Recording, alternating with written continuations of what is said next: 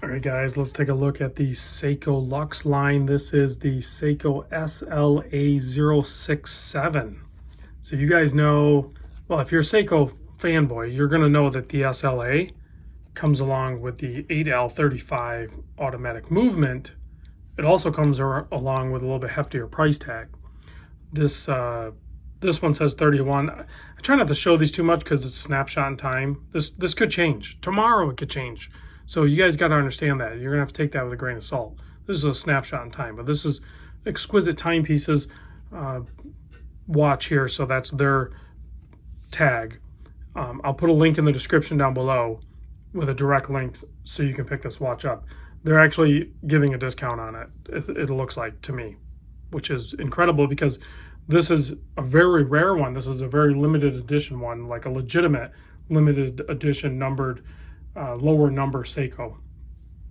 So this is also on the smaller side of things. I don't want to say small. I'm not saying 40 millimeter small. What I'm saying is they have a larger version. This is the smaller version of a similar design of a like 62 MAS. A lot of people say this is a 1965 reimagined from their archives.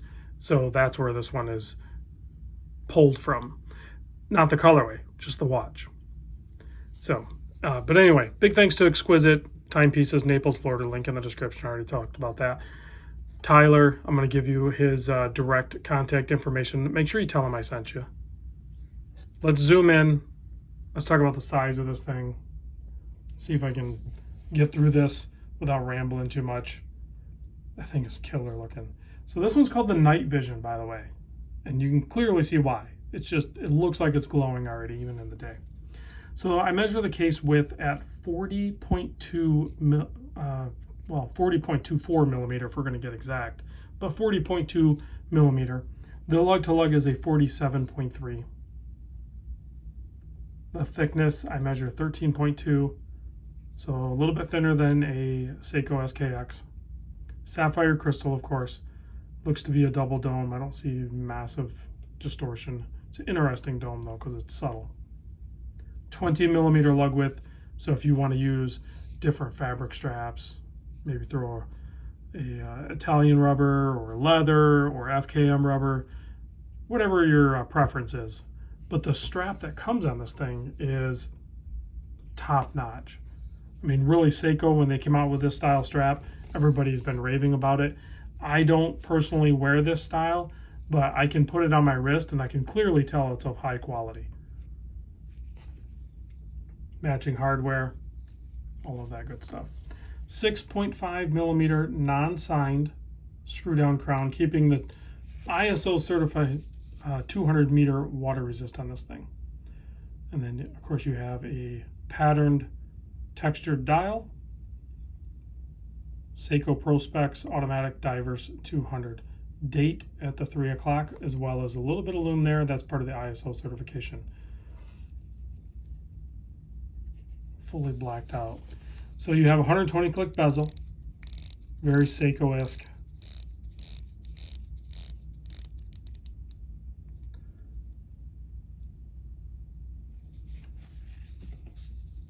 To take a look at the, they look to be applied indices.